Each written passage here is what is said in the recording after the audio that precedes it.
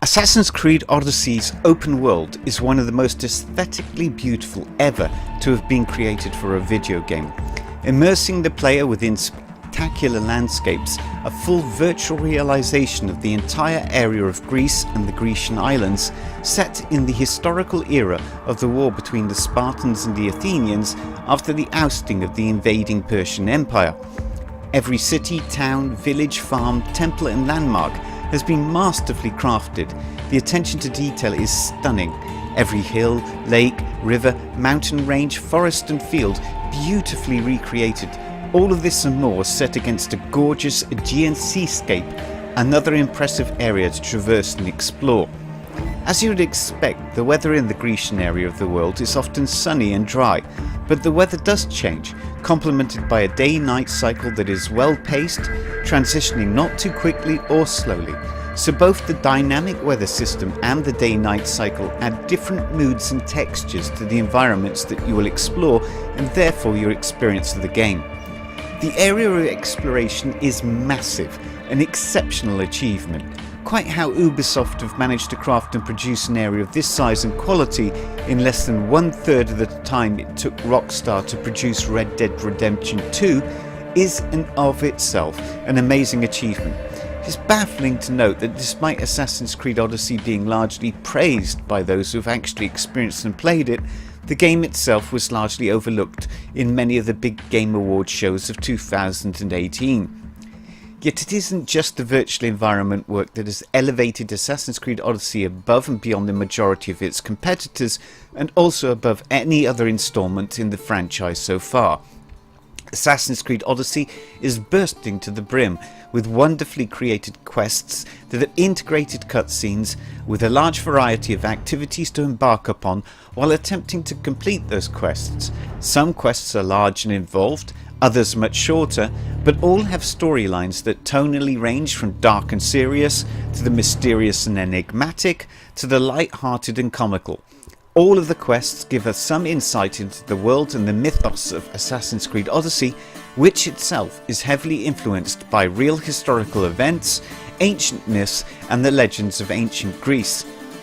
For the first time in the series, you have a choice to play either as a male or female character, each bringing different qualities as the hero.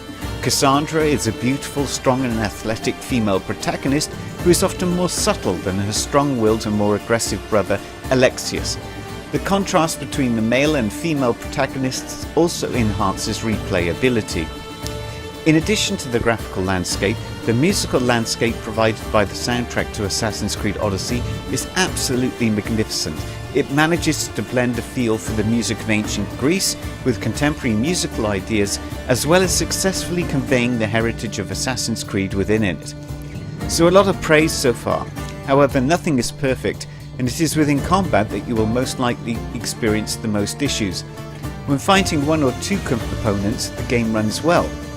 I'm describing my experience of playing this game on a standard PlayStation 4 and cannot comment on what the experience would be like on other platforms.